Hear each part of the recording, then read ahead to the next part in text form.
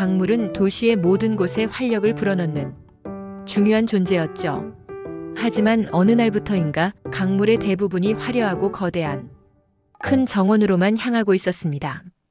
큰 정원은 무성하게 자라났지만 도시 곳곳에 있던 작은 밭들은 점점 메말라갔습니다. 작은 밭들은 새로운 아이디어와 기술의 씨앗을 키우는 곳이었기에 마을 사람들의 걱정은 커져갔습니다. 정원사 지혜는 매일 강물의 흐름을 살폈습니다.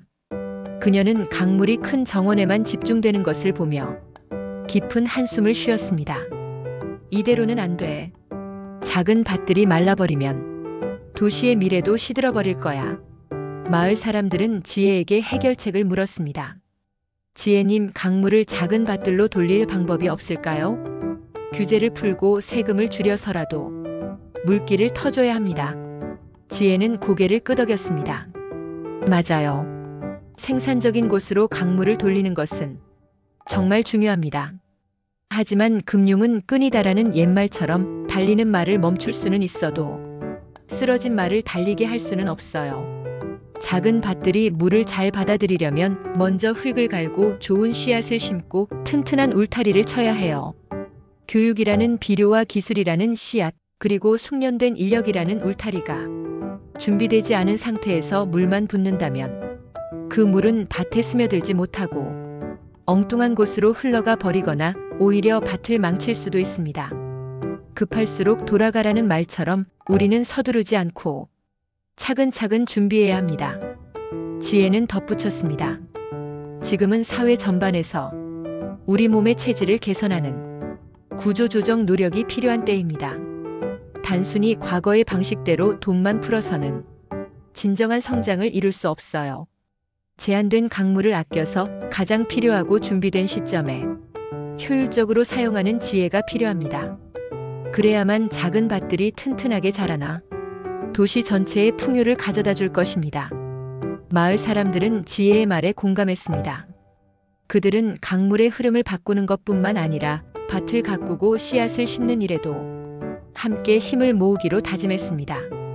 도시의 미래를 위한 진정한 첫걸음을 내딛는 순간이었습니다.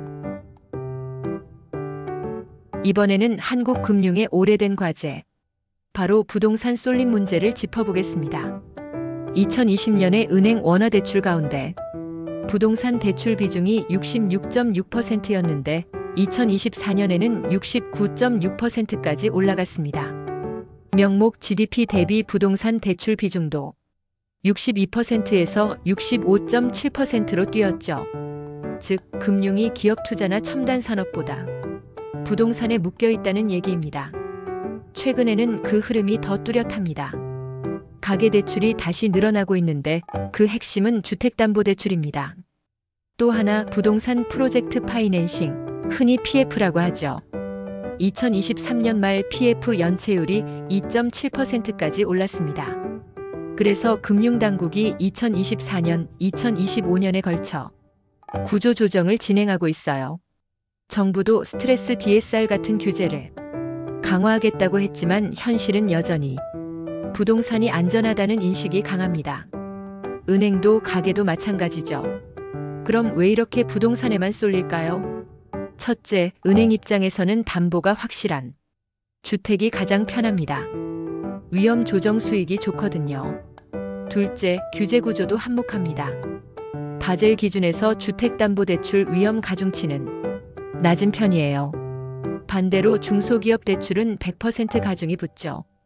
은행이 굳이 위험한 쪽으로 가지 않는 겁니다. 셋째, 시장 기대도 있습니다.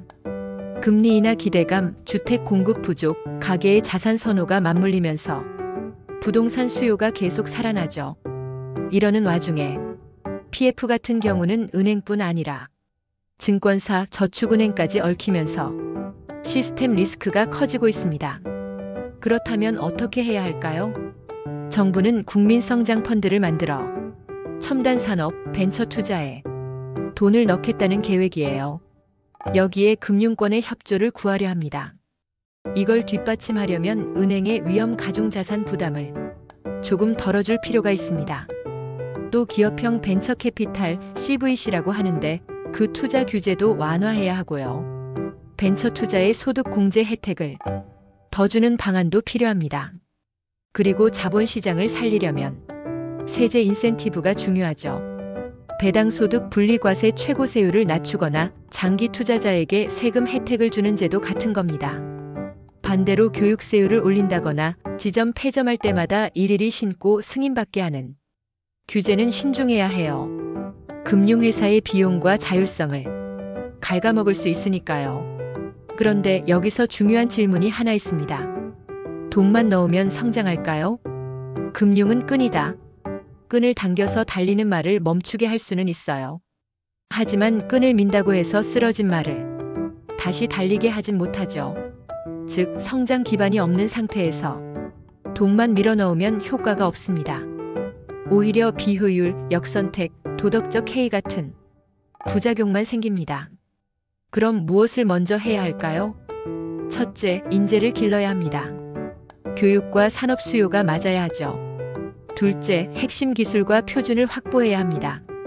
셋째, 스타트업과 대기업이 공정하게 거래하고 M&A 시장이 활성화되어야 합니다. 넷째, 창업에서 벤처 그리고 상장으로 이어지는 금융 사다리를 정비해야 합니다. 다섯째, 무엇보다 부실을 정리해야 해요. PF 부실, 좀비 기업을 제대로 구조 조정하지 않고서는 새로운 돈이 들어가도 효과가 없습니다. 부동산 거품과 과다부채를 그대로 둔 채 돈만 풀면 위험합니다. 정리해 보겠습니다. 생산적 금융은 반드시 필요합니다. 하지만 그것만으로는 충분하지 않아요. 돈은 기반이 있을 때 따라옵니다. 기반이 없는데 돈부터 넣으면 부작용이 더 커집니다. 따라서 제한된 자원은 준비된 시점에 성과와 연동된 방식으로 투입해야 합니다. 옛말에 이런 말이 있죠. 급할수록 돌아가라. 지금 한국 금융에 꼭 필요한 지혜라고 생각합니다. 이상입니다. 감사합니다.